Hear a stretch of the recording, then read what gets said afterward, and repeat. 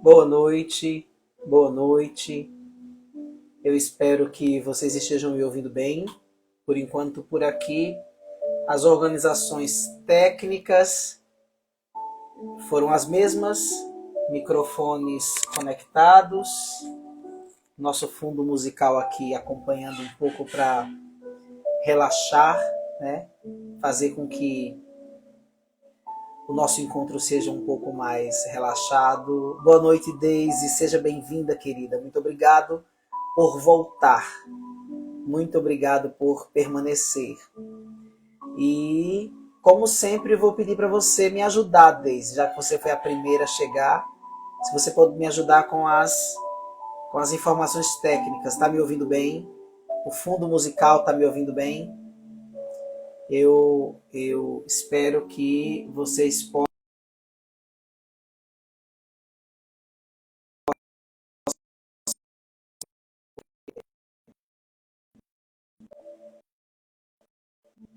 Alô, alô, está tudo bem? Estão me ouvindo? Eu estou. Tá tudo ótimo, né? Deu uma parada aqui na minha tela, mas ótimo. Então, começando, tá travando, gente? Tá travando? Estão me ouvindo agora? Estão me ouvindo?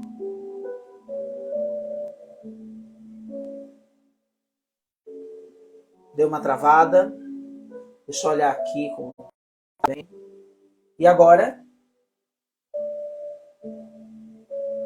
Ótimo. Muito obrigado, muito obrigado, muito obrigado. São situações técnicas do nosso querido Instagram que a gente sabe que algumas vezes acontecem, né? E nós não íamos passar ileso, ou como diria o nosso, passarmos incólumes a este mar vermelho, né, da tecnologia. Então, para vocês que estão aí, olha, nosso café, sempre nossa xícarazinha amarela com café, nosso companheiro de todo dia.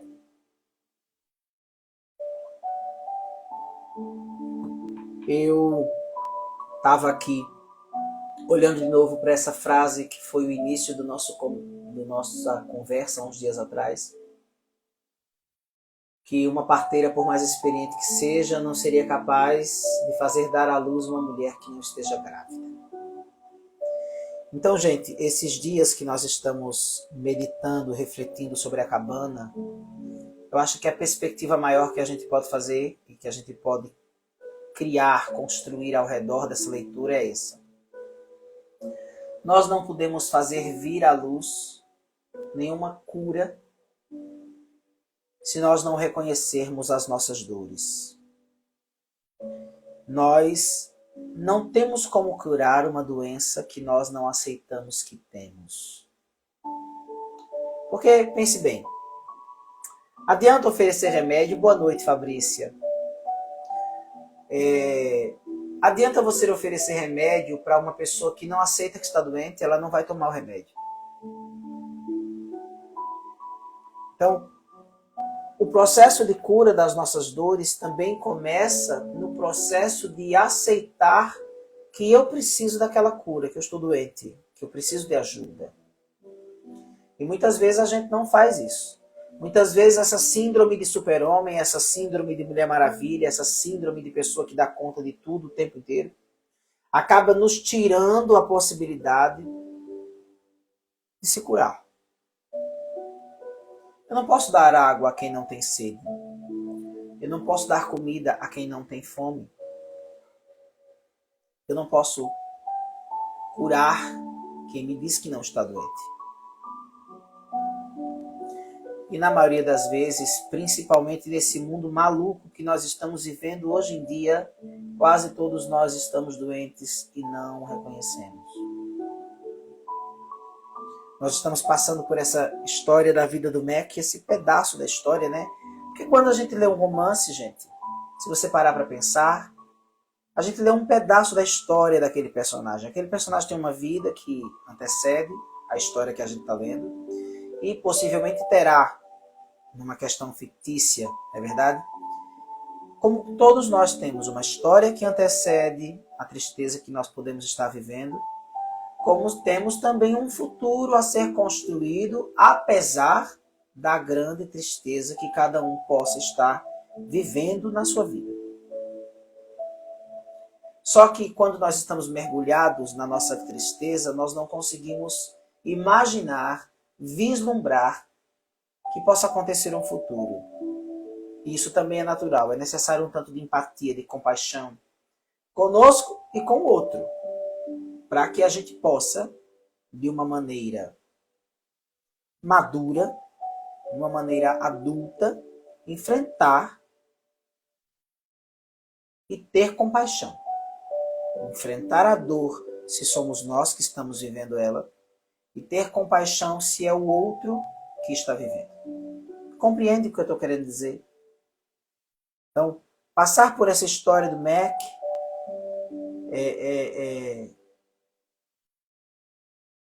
é um convite a olhar para si mesmo. A frase de hoje do capítulo do mergulho, né, é uma frase de um autor não muito fraco, viu? Dostoiévski. A alma é curada ao estar com as crianças. E eu acho interessante essa frase porque essa simbologia e essa proposta de uma simbiose com a criança. Não no sentido pejorativo, nem no sentido negativo, mas no sentido de eu olhar para a criança e perceber que, felizmente, as crianças ainda são preservadas da falta de perspectiva, da falta de imaginação, do cansaço e talvez da falta de esperança. A criança ainda é cheia de esperança e sonhos para o futuro. A criança é a melhor imagem de cura que nós podemos ter para sairmos da nossa tristeza. Vocês já perceberam o quanto a criança dá chances com um pouco mais de rapidez? Tudo bem, ela, por causa disso, talvez ela se coloque em risco com mais rapidez do que os adultos. Mas aí vem, nós precisamos procurar viver a pureza da criança, não a ingenuidade, né? É preciso que eu encontre o equilíbrio entre o adulto maduro, que requer de mim que eu seja atento, sagaz, perceptor das coisas para que ninguém me engane nem passe a perna, mas ao mesmo tempo que eu também não fique permanentemente nesse lugar onde eu não consigo relaxar, onde eu não consigo perceber as nuances de uma vida feliz. E o que é ser feliz? Ser feliz é saber aproveitar os momentos de satisfação que acontecem várias vezes, mas que não são permanentes. A felicidade são momentos que não são permanentes, eles são ocasionais.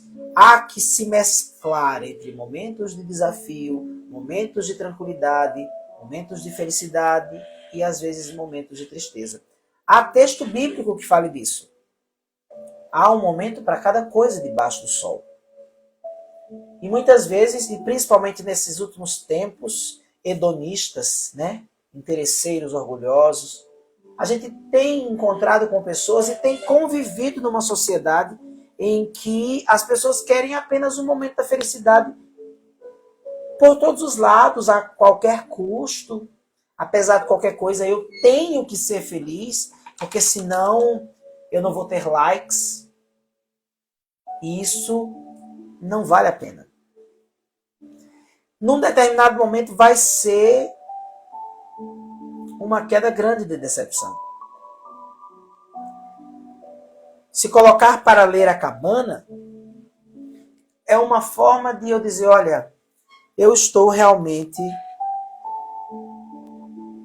suscetível a passar por situações não tão agradáveis, não tão doces assim. E é sobre isso que a gente vai começar a ler nesse momento. Eu vou dar uma baixada aqui no nosso som de novo, baixar aqui dos 25 para os 20, só para deixar aqui um climazinho um pouco mais relaxante. E vou começar a nossa leitura de hoje. Eu queria dizer mais uma vez para vocês que Eu gostaria que vocês estivessem com o texto, se vocês puderem, porque é um texto que vale a pena.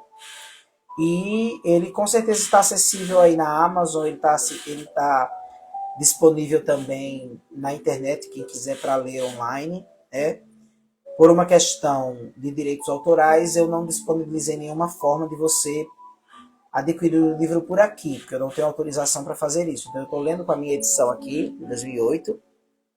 E se vocês não quiserem acompanhar, mas fazer como que um áudio, vocês estão tendo o vídeo à disposição com a minha leitura, a minha interpretação, para que vocês possam acompanhar a história. Certo? Então, vamos agora para a leitura? O Parque Estadual do Lago Iowa, no Oregon, e a área ao redor têm sido chamados com propriedade de Pequena Suíça da América. Montanhas escarpadas e agrestes erguem-se a até quase 3.000 metros e, no meio delas, há inúmeros vales escondidos, cheios de riachos, trilhas de caminhada e altas campinas cobertas de flores silvestres. O Lago Iowa é a passagem para a área de recreação nacional de Hells Canyon, onde está o maior desfiladeiro da América do Norte. Esculpido no decorrer de séculos pelo rio Snake, em vários lugares tem mais de 3 quilômetros do topo à base, e às vezes 16 quilômetros de uma borda a outra. Na área de recreação, há mais de 1.400 quilômetros de trilhas de caminhada. Os vestígios da presença da tribo Nez Perce, que antes dominava a região, estão espalhados por essa vastidão, junto com os dos colonos brancos que passavam a caminho do oeste. A cidade de Joseph, ali perto, é chamada por causa de um poderoso chefe tribal cujo nome indígena significava trovão rolando montanha abaixo. A área oferece abundante flora e vida selvagem, incluindo alces, ursos, cervos e cabritos monteses. O Lago Iowa mede 8 quilômetros de comprimento e 1,5 de largura e foi formado, segundo alguns, por geleiras que ali se encontravam havia 9 milhões de anos. Fica a cerca de 1,5 km da cidade de Joseph, a uma altitude de 1.340 metros. A temperatura da água é de tirar o fôlego durante a maior parte do ano, mas fica agradável no fim do verão para um nado rápido perto da margem. Mac e as crianças preencheram os 3 dias seguintes com diversão e lazer. Missy, aparentemente satisfeita com as respostas do pai, não voltou ao assunto da princesa, mesmo quando uma caminhada diurna os levou perto dos penhascos altíssimos. Passaram algumas horas andando de pedalinho junto à margem do lago. Esforçaram-se ao máximo para ganhar um prêmio no minigolf. Cavalgaram nas trilhas e visitaram as lojinhas da cidade de Joseph. Ao longo do fim de semana, 2 outras famílias juntaram-se magicamente ao mundo dos Phillips. Como acontece frequentemente, as crianças deram início à amizade. Josh gostou especialmente de conhecer os do Seth, pois a filha mais velha, Amber, era uma linda mocinha, mais ou menos da sua idade. Kate adorou implicar com o irmão mais velho por causa disso, e ele reagiu indo irritado para a carreta branca, vociferando e resmungando. Amber tinha uma irmã, Amy, apenas 1 ano mais nova do que Kate, e as duas passaram a brincar juntas. Vic e Emil tinham viajado de sua casa ao no Colorado, onde Emil trabalhava como agente policial do Serviço de Pesca e Vida Selvagem, e Vic cuidava do lar e do filho caçula, JJ, que agora tinha 1 ano. Os do Seth apresentaram Mac e os filhos a um casal canadense que haviam conhecido antes, Jesse e Sarah. Pareciam tranquilos, despretensiosos, e Mac gostou deles à primeira vista. Os dois trabalhavam como consultores independentes, Jesse na área de recursos humanos e Sarah na administração. Miss ligou-se logo a Sarah e as duas costumavam ir ao acampamento dos do Seth para ajudar Vic com JJ. Domingo nasceu radioso e todo o grupo se empolgou com a ideia de pegar o teleférico do lago até o topo do monte. 2.484 metros acima do nível do mar. Jesse e Sarah convidaram todos para almoçarem no restaurante no topo da montanha. Depois passariam o resto do dia caminhando até os 5 pontos de observação e os mirantes. Armados de máquinas fotográficas, óculos escuros, garrafas d'água e protetor solar, partiram no meio da manhã. Como já imaginavam, fizeram uma verdadeira festa com hambúrgueres, batatas fritas e milkshakes no restaurante. A altitude estimulou o apetite. Até Missy conseguiu devorar um hambúrguer inteiro e a maior parte das outras guloseimas. Depois do almoço, caminharam pelas trilhas até os mirantes próximos. Dali se divisava um panorama deslumbrante que ia até o horizonte, semeado de pequenas cidades. No fim da tarde, estavam todos cansados e felizes. Missy, que Jesse havia carregado nos ombros até os 2 últimos mirantes, dormia no colo do pai enquanto chacoalhavam no teleférico de descida. Esse é um daqueles momentos raros e preciosos, pensou Mac, que pegam a gente de surpresa e quase tiram o fôlego. Se Nan estivesse aqui, seria realmente perfeito. Ajeitou o peso de Missy numa posição mais confortável para ela e tirou o cabelo do rosto da menina para olhá-la. A sujeira e o suor do dia só faziam estranhamente aumentar seu ar de inocência e sua beleza. Por que eles têm que crescer? Pensou ao dar um beijo na testa da filha. Naquela noite, as 3 famílias se reuniram para um último jantar juntos. Mais tarde, os adultos sentaram-se bebericando café ao redor de uma fogueira, enquanto Emil contava suas aventuras em operações contra quadrilhas de contrabando de animais em extinção. Era um narrador hábil e sua profissão oferecia um enorme elenco de histórias hilariantes. Tudo era fascínio e Mac voltou a ser inundado por um intenso bem-estar. Como acontece frequentemente quando uma fogueira de acampamento arde por muito tempo, a conversa passou do humorístico para o mais pessoal. Sarah parecia ansiosa para conhecer melhor o resto da família de Mac, especialmente Nan. Como ela é, Mackenzie? Mac adorava exaltar as maravilhas de sua Nan. Modéstia à parte, Nan é linda por dentro e por fora. Sorriu encabulado e viu os 2 olhando afetuosamente para ele. Estava realmente com saudade de sua mulher. O nome completo dela é Nanette, mas quase todo mundo a chama de Nan. Tem uma tremenda reputação na comunidade médica, pelo menos no Noroeste. É enfermeira e trabalha com pacientes terminais de câncer. É um trabalho duro, mas ela adora. Bom, Nan escreveu alguns textos e tem feito palestras em congressos. É verdade? Perguntou Sarah. Sobre o que ela fala? Ela ajuda as pessoas que estão diante da morte a pensarem no relacionamento com Deus. Eu adoraria ouvir mais sobre isso, encorajou Jesse, enquanto atiçava o fogo com um graveto, fazendo-o avivar-se com vigor renovado. Mac hesitou. Por mais que se sentisse à vontade com aqueles 2, não os conhecia de fato, e a forma como a conversa se aprofundara o deixava meio inquieto. Procurou responder de maneira sucinta.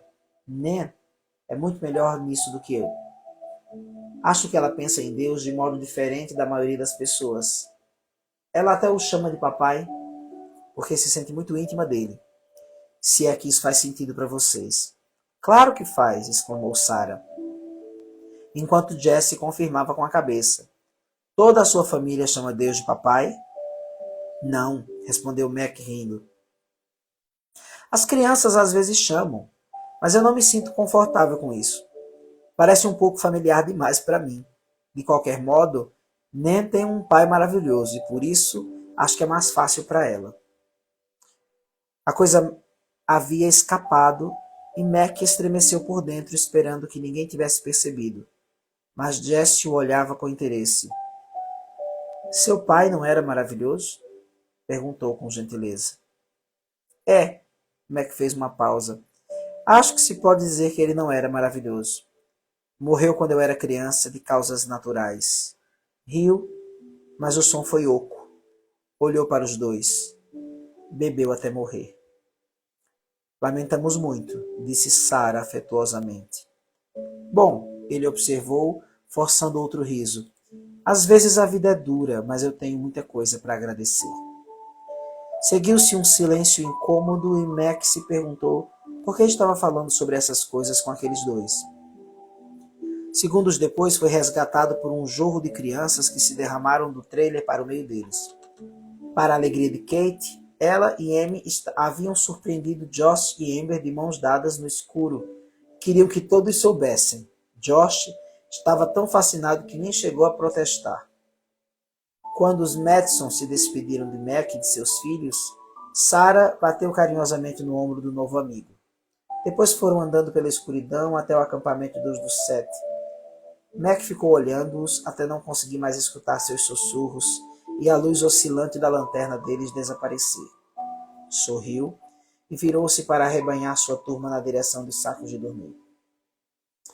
As orações foram feitas, seguidas por beijos de boa noite e risinhos de Kate conversando baixo com o irmão mais velho, e finalmente silêncio. Mac arrumou o que pôde usando a luz das lanternas e decidiu deixar o resto para o dia seguinte. De qualquer modo, só planejavam partir no início da tarde. Encheu seu único copo de café e sentou-se, bebendo-o diante da fogueira, que se havia consumido até só restar uma massa faiscante de carvões incandescentes. Estava sozinho, mas não solitário. Esse não era o verso de uma música conhecida? Não tinha certeza, mas se conseguisse lembrar, procuraria o CD quando chegasse em casa. Hipnotizado pelo fogo e envolvido por seu calor, orou. Principalmente orações de agradecimento. Tinha consciência dos privilégios que recebera. Bênçãos, provavelmente, era a palavra certa. Estava contente, descansado e em paz. Mac não sabia, mas em menos de 24 horas, suas orações mudariam drasticamente. A manhã seguinte, apesar de ensolarada e quente, não começou tão bem. Mac acordou cedo para surpreender as crianças com um café da manhã especial, mas queimou 2 dedos quando tentava soltar as panquecas que haviam grudado na frigideira. Reagindo à dor lancinante, derrubou o fogão, a frigideira e a tigela de massa no chão. As crianças, acordadas pelo barulho e pelos palavrões ditos em voz baixa, vieram ver o que estava acontecendo. Começaram a rir quando descobriram o que era, mas bastou um "Ei, não é engraçado" de Mac para voltarem para dentro da barraca, rindo escondidas enquanto olhavam pela janela da tela. Assim, em vez do planejado, o café da manhã se resumiu a cereal frio com creme de leite diluído, já que o resto do leite fora usado na massa da panqueca. Mac passou a hora seguinte tentando arrumar o acampamento com 2 dedos enfiados num copo d'água gelada. A notícia devia ter se espalhado porque Sarah Madison apareceu com material de primeiros socorros para queimaduras. Minutos depois de ter seus dedos cobertos por um líquido embranquiçado, Mac sentiu a ardência diminuir. Mais ou menos nessa hora, tendo terminado suas tarefas, Josh e Kate vieram perguntar se poderiam dar um último passeio na canoa dos 7, prometendo usar colete salva-vidas. Depois do inevitável não inicial e da insistência dos filhos, Mac finalmente cedeu. Não estava muito preocupado. O acampamento ficava pertinho do lago e eles prometeram não se afastar da margem. Mac poderia vigiá-los enquanto continuava a guardar as coisas. Missy estava ocupada colorindo o livro da cachoeira Montmat. Ela é linda demais, pensou Mac, olhando embevecido a filha enquanto limpava a sujeira. A menina vestia a única roupa limpa que restara, um vestidinho vermelho de verão com flores do campo bordadas, comprado em Joseph quando foram à cidade no primeiro dia. Cerca de 15 minutos depois, Mac levantou os olhos ao ouvir uma voz familiar clamando do lago. "Papai!" Era Kate. Ela e o irmão acenaram do bote. Ambos usavam os coletes salva-vidas e Mac acenou de volta. É estranho como um ato ou acontecimento aparentemente insignificante pode mudar vidas inteiras. Levantando o remo para acenar, Kate perdeu o equilíbrio e emborcou a canoa. Surgiu uma expressão congelada de terror em seu rosto enquanto, Quase em silêncio e em câmera lenta, o barco virava. Josh se inclinou freneticamente para tentar equilibrá-lo, mas era tarde demais e ele desapareceu na água. Mac já corria para a beira do lago, não pretendendo entrar, mas para estar perto quando eles saíssem. Kate emergiu primeiro, tossindo e gritando, porém não havia sinal de Josh. E de repente, Mac viu uma erupção de água e pernas e soube naquele momento que algo estava terrivelmente errado. Para seu espanto, todos os instintos que havia desenvolvido como salva-vidas na adolescência voltaram instantaneamente. Em questão de segundos, ele caiu na água, tirando os sapatos e a camisa. Nem se deu conta do choque gelado ao disparar na direção da canoa virada, ignorando os soluços aterrorizados da filha. Ela estava em segurança. Seu foco principal era Josh. Respirando fundo, mergulhou. Apesar de toda a agitação, a água continuava razoavelmente límpida. Encontrou Josh rapidamente e logo descobriu a razão de seu problema. Uma das tiras do colete salva-vidas se prendera na amarra da canoa. Por mais que tentasse, Mac não conseguiu soltá-la e por isso fez sinal para Josh entrar mais fundo sob a canoa, onde havia um bolsão de ar. Mas o pobre garoto estava em pânico, tentando livrar-se da tira que o prendia embaixo d'água, sob a borda da canoa. Mac veio à superfície, gritou para Kate nadar até a margem, sugou todo o ar que pôde e mergulhou pela segunda vez. No terceiro mergulho, sabendo que o tempo estava acabando, percebeu que tinha duas alternativas: tentar livrar Josh do colete ou virar a canoa. Escolheu a segunda opção. Se foram Deus e os anjos, ou Deus e a adrenalina, ele jamais teve certeza. Mas na segunda tentativa, conseguiu virar a canoa, libertando Josh da amarra. O colete manteve o rosto do garoto acima da água. Mac emergiu atrás de Josh, agora frouxo e inconsciente, com sangue escorrendo de um talho da cabeça, que a canoa acertara quando Mac a virara de volta. Começou imediatamente a fazer respiração boca a boca no filho, do melhor modo que podia, enquanto outras pessoas o ajudavam a puxá-lo em direção à parte rasa. Sem perceber os gritos ao redor, Mac se concentrou na tarefa, com o pânico borbulhando no peito. Quando os pés de Josh tocaram o terreno firme, o garoto começou a tossir e a vomitar água e o café da manhã. Aplausos empolgados irromperam ao redor, porém Mac não deu a mínima. Dominado pelo alívio e pela descarga de adrenalina resultante do esforço, começou a chorar e, de repente, Kate estava soluçando com os braços em volta de seu pescoço, enquanto todos riram, choravam e se abraçavam. Dentre os que haviam sido atraídos pelo barulho estavam Jess, Madison e Emil Doucette. Em meio à confusão de gritos de alegria e de alívio, Michael escutou a voz de Emil sussurrando: "Desculpe, desculpe, desculpe." A canoa era dele. Poderia ter sido seus filhos. Mac o abraçou e disse quase gritando em seu ouvido: "Pare com isso! Não foi culpa sua, estão todos bem." Emil começou a soluçar com as emoções subitamente liberadas de uma represa de culpa e medos contidos.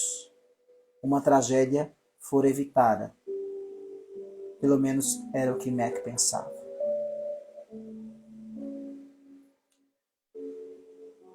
Muitas coisas a pensarem nesse capítulo de hoje, nesse princípio de agonia, nessa tragédia aparentemente evitada. Quantas vezes nós trazemos na nossa vida e na nossa história culpas e medos que nós não colocamos para fora? Você se lembra que alguns capítulos atrás eu disse para você que, até aqui está a frase no livro, que nada nos torna mais solitários do que os nossos segredos? Pois é. No meio dos nossos segredos, eu vou conversar com você como se eu estivesse na sua mesa e você na minha. Às vezes eu tenho o costume de falar rabiscando, como estou rabiscando por aqui. Às vezes, em meio aos nossos segredos, dentro deles estão nossos medos, nossas culpas. nossas autoacusações.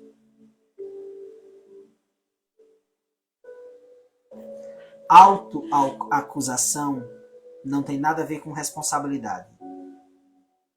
A responsabilidade requer maturidade, autoconhecimento, responsabilidade. Autoacusação não tem nada a ver com isso. A autoacusação, ela está muito mais fundamentada numa necessidade de ser perfeito do que numa necessidade de ser responsável, maduro.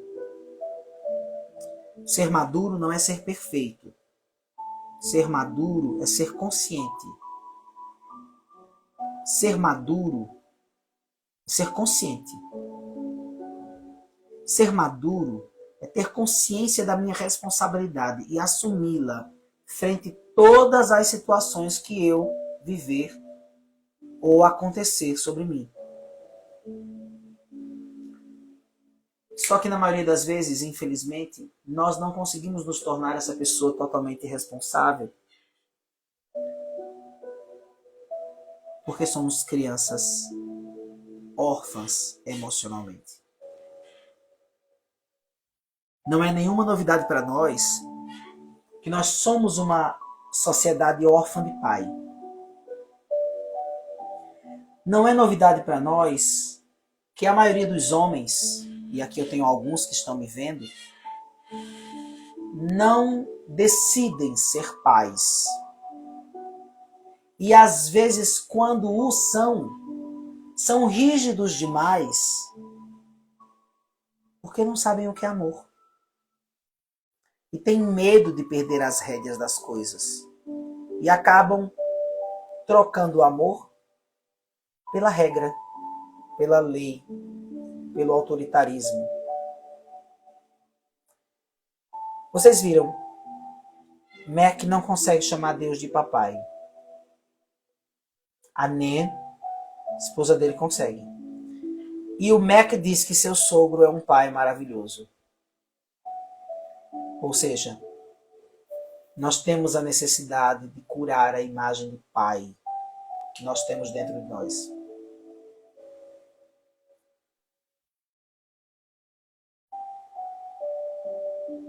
Muito da nossa sociedade que vem desse século XX, que acabou há pouco tempo, e que na verdade eu considero que acabou agora na pandemia, né? Nós ainda vivíamos reflexos do século XX.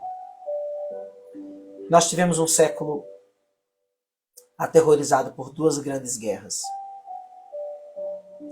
Então, até mesmo na vida comum e na logística, muitas pessoas ficaram órfãs, porque as mulheres não foram à guerra, os homens foram. Nós temos uma sociedade órfã. E eu não estou aqui dizendo que a sociedade necessita apenas dos homens, de forma nenhuma. Até porque nós temos mulheres maravilhosas que assumiram na história o papel de mães, de cidadãs, de pessoas realmente necessárias e conscientes para que a sociedade fosse o que ela precisava ser. Mas se nós fizermos uma investigação emocional sobre as pessoas que passam pelos nossos consultórios, pelos nossos gabinetes de orientação espiritual, nós percebemos que há uma herança de orfandade muito profunda. Nós não conseguimos ainda reestruturar a imagem de pai. Por isso Deus não é muito procurado. Muitas vezes Deus é até esquecido. Nós precisamos reencontrar a imagem do pai dentro de nós.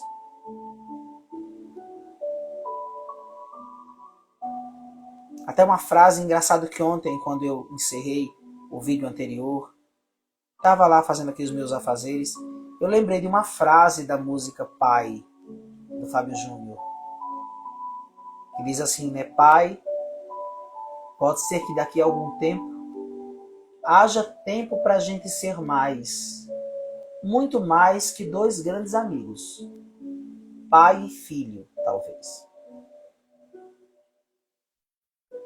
Josh Mack não consegue ser Um bom pai, talvez, sente culpa, não consegue entender direito, porque talvez não teve um pai que entendesse direito seu papel.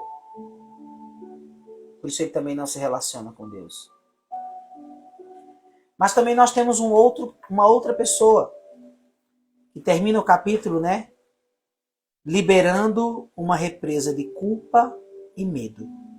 É o Emil, ou Emílio, se fosse uma tradução do nome em português, Emil ou Emílio, que é o dono da canoa em que o Josh e a Kate viraram. É o senso da perfeição que compromete o senso da responsabilidade. Quando eu não tenho verdadeiramente construído em mim um senso de responsabilidade, eu substituo o vazio do senso da responsabilidade por um senso de perfeição e acabo vivendo numa autoacusação porque as coisas não foram do jeito que me disseram que eram para ser e que nem precisavam ser. Por isso o meu desespero, por isso o meu perfeccionismo, por isso a minha insônia, a minha falta de vontade de continuar, o meu cansaço, a minha depressão, a minha síndrome de burnout, a minha dificuldade de construir relacionamentos maduros. Tudo isso está fundamentado numa confusão entre ser responsável e ser perfeito. Eu não sou responsável, eu não sou perfeito, mas eu posso ser responsável. E isso é um critério de maturidade humana. Eu e você precisamos encontrar no meio de tantos absurdos, de tantas cobranças, um lugar onde eu sou realmente livre e responsável. Veja, se eu fundamento a minha existência apenas na autoacusação, na autocobrança de uma perfeição que não existe, eu nunca me sinto pronto para enfrentar adversidades. Nossa, Túlio, então você quer que eu seja uma pessoa pronta para enfrentar coisas absurdas? Não.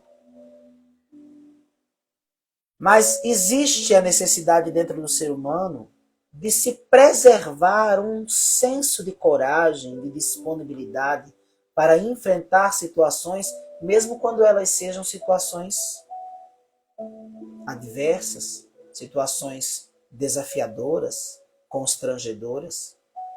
Desde o começo dessa nossa série aqui de reflexões, que eu repito para você, a vida é uma tormenta. Vou repetir a frase de Alexandre Dumas, um dramaturgo francês, século XVII ou XVIII, não me lembro agora, autor de O Conde de Monte Cristo, do Máscara de Ferro, dos Três Mosqueteiros, clássicos da literatura universal. E ele vai colocar na boca do Conde de Monte Cristo a seguinte frase: a vida é uma tormenta, jovem amigo. Um dia você está deitado ao sol, no outro você é jogado às pedras. O que faz de você um homem é o que você faz quando chega a tormenta.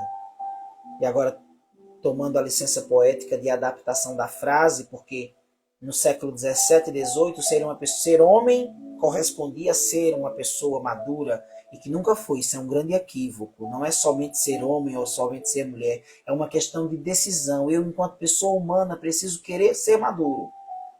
Século XVIII, Silvia, muito obrigado.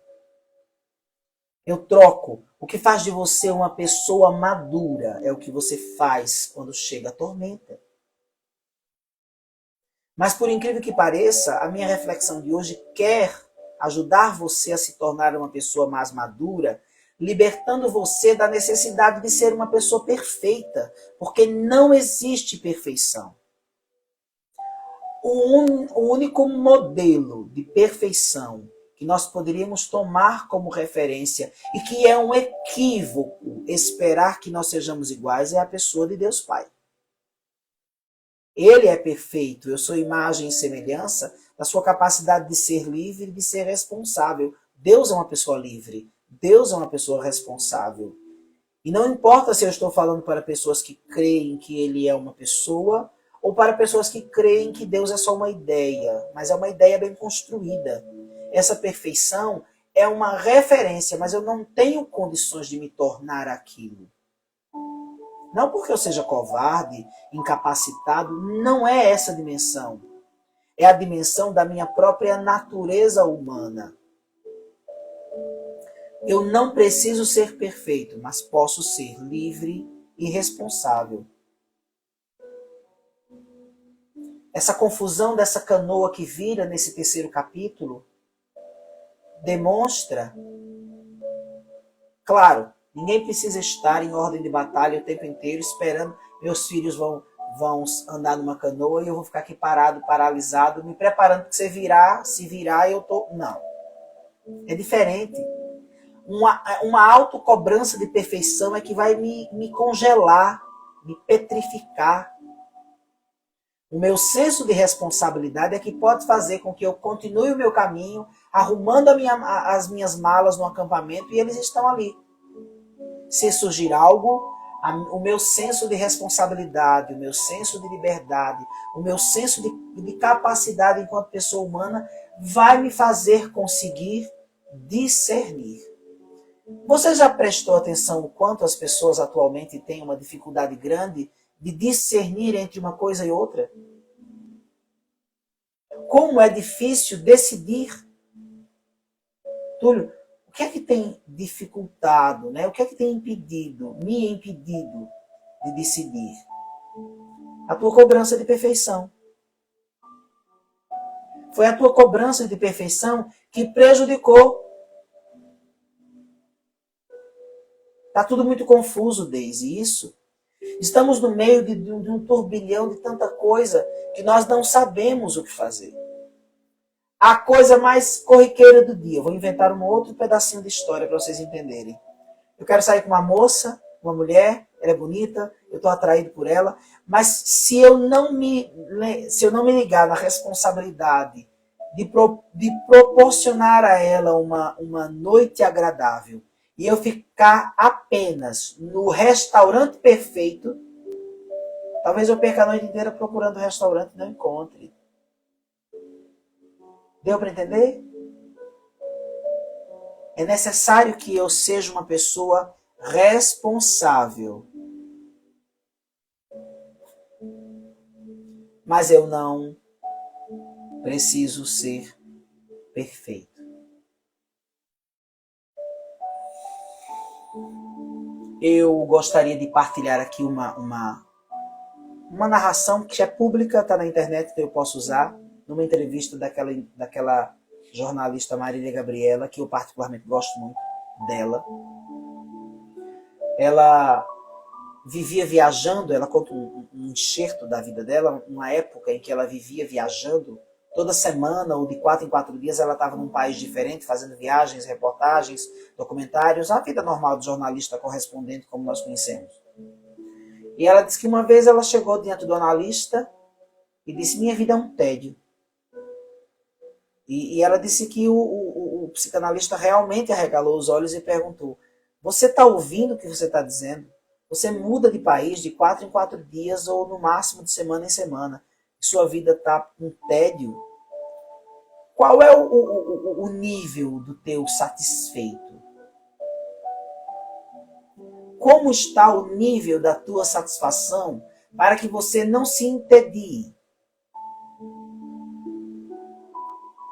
São questionamentos que nós precisamos. O que é que o Emiro, que é um personagem, talvez nem apareça mais por aqui, não sei, possa ser que ele apareça no próximo capítulo. Qual é o nível de perfeição que ele tem? Ele proporcionou o passeio, ele proporcionou a canoa, mas o acidente não era uma coisa automática da canoa. Mas ele veio pedindo desculpa, desculpa, desculpa, desculpa.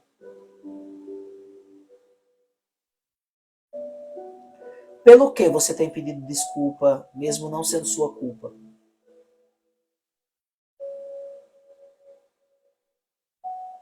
Pelo que você vem se desculpando e se cobrando há muito tempo,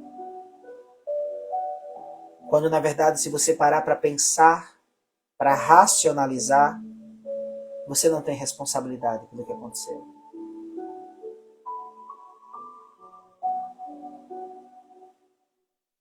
Como continuar e soltar essas rédeas de acontecimentos do passado que não vão mais ser reestruturados? Está no passado. A única coisa que eu posso fazer agora é voltar-me para o passado e ressignificar, me reintegrar, me reconciliar, para que eu possa seguir em frente e não perder a perspectiva de futuro, que é o que a criança tem. O que é que diz a frase do capítulo de hoje? Eu vou voltar. A alma é curada ao estar com as crianças. Qual o futuro que você está abandonando? Já parou para pensar? Quando eu abandono algo, deveria ficar para trás. Mas eu tenho abandonado algo que nem veio ainda, por causa do meu nível de autocobrança, de não aceitação. Eu gostaria que você pensasse sobre essas coisas. Eu gostaria que você, nesse caminho que nós estamos fazendo de leitura, hoje o capítulo foi um pouquinho mais curto, né? Me narrou mais acontecimentos concretos do que reflexões, mas ainda deu para tirar essa cobrança que nós temos. E olha, uma cobrança está ligada na outra. O Paul Young, ele não nos contou nada do pai do Emil. Mas não me admiraria se eu descobrisse que esse nível de autocobrança dele estava fundamentado e enraizado também na orfandade dele. O que você tem feito? Como você tem reagido às tormentas que a vida tem trazido para a sua vida, para a sua história? Quem é você na sua casa, no seu trabalho? Quem é você na intimidade da sua relação amorosa? Será que você é aquele que é responsável, mas que também responsabiliza o outro e partilha com o outro dessa necessidade da responsabilidade mútua? Ou, infelizmente, talvez você esteja na rigidez da autocobrança que mais congela e transforma a relação num inverno do que numa primavera florida, num verão ensolarado. Tudo isso está, talvez, na raiz dessa grande tristeza que nós estamos investigando esses dias. É preciso que eu e você nomeemos essa grande tristeza. Encontremos a raiz dessa grande tristeza. E nos reconciliemos com os acontecimentos, com os motivos. Limpemos o terreno de tudo aquilo que é folha seca, que não faz parte do adubo desse terreno. E projetemos nosso futuro. Se alguma coisa tem estado difícil de ser engolida, talvez é porque você precise cuspir. Desculpe a expressão. Talvez isso que você precise cuspir sejam as lágrimas de uma dor não assumida. Aquele choro embargado, porque homem não chora.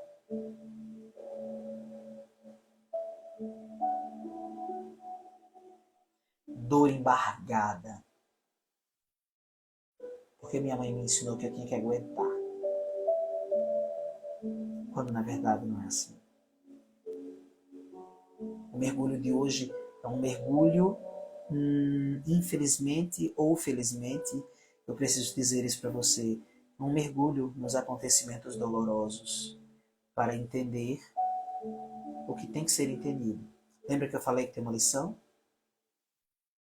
Lembra que eu falei que tem uma lição a ser aprendida? olhando no fundo do teu olho. Tenha coragem. Faça a experiência. Mergulhe nessa grande tristeza que talvez você já tenha conseguido nomear nesses dias de leitura. Talvez você saia desse mergulho mais forte, para enfrentar as tormentas de uma maneira mais responsável e não requisitada de tamanha perfeição. Eu sou Túlio Miliano. Eu gostaria de que você continuasse por aqui nos próximos vídeos, nessa série de leitura da cabana, encontrando comigo um caminho de cura para toda perda, todo trauma, toda dor. Eu coloquei aqui, nessa live, para que você, se precisar, use. Minha agenda está aberta para qualquer acompanhamento de psicoterapia. É só falar comigo no privado. Não sei se você está no YouTube, como disse, estou organizando esses vídeos para colocar lá. Não sei se você já está vendo, ou se você está vendo pelo Instagram.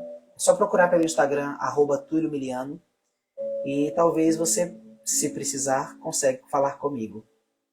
Eu trabalho em maturidade humana e cura interior. E em meio a tudo isso, reencontrar um caminho de leveza e de tranquilidade. Apesar da dor, apesar do trauma e apesar da perda.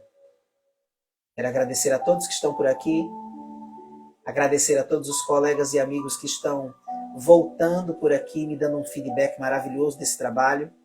Quero agradecer e dizer que nós estamos por aqui. E está sendo um presente maravilhoso também para mim. Posso contar com você amanhã? Eu vou estar por aqui, às 22 horas, com o 4º capítulo. Não vou dizer o título, não. Amanhã a gente conversa. Muito obrigado, boa noite, bom descanso e até o próximo encontro.